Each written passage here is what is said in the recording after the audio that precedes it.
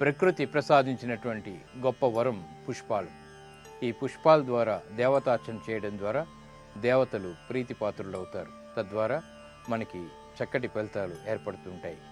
పుష్పాల్లో అనేక రకాలు ఉన్నాయి. మరి ఏ పుష్పంతో దైవాన్ని పూజించడం ద్వారా ఎటువంటి ఫలితాలు ఏర్పడతాయో పరిశీలిద్దాం. దేవతలు ధన ధాన్యాదులతో కానీ, బంగారం నవరత్నాల సమర్పణతో కానీ తృప్తి చెందరు. పరిమళవంతమైనటువంటి పుష్పాలతో దేవతల్ని ఆరాధిస్తే తక్షణం సంతోషిస్తారని విష్ణు నారదీయం, ధర్మోత్తర పురాణాలు చెబుతున్నాయి. మనం దైవాన్ని పూజకు ఎంచుకునేటువంటి పువ్వును బట్టి ప్రత్యేక ఫలితాలుంటాయి. మల్లెపూలతో దైవాన్ని పూజిస్తే మంచి ఆలోచనలు, కార్యసిద్ధి ఏర్పడుతుంది. ఎరుపు రంగు పుష్పాలతో దైవాన్ని పూజిస్తే ధైర్యస్థైర్యాలు ఏర్పడతాయి. గన్నేరు పూలతో పూజిస్తే కార్యానుకూలత ఏర్పడుతుంది. చేమంతి పూలతో దైవాన్ని పూజిస్తే సౌభాగ్యం లభిస్తుంది. దవనంతో దేవతల్ని పూజిస్తే సంతోషకరమైనటువంటి జీవనం. సంపెంగ పూలతో పూజిస్తే కీర్తి ప్రతిష్టలు ఏర్పడతాయి. తామర పూలతో పూజిస్తే అష్టైశ్వర్యాలు తప్పక లభిస్తాయి.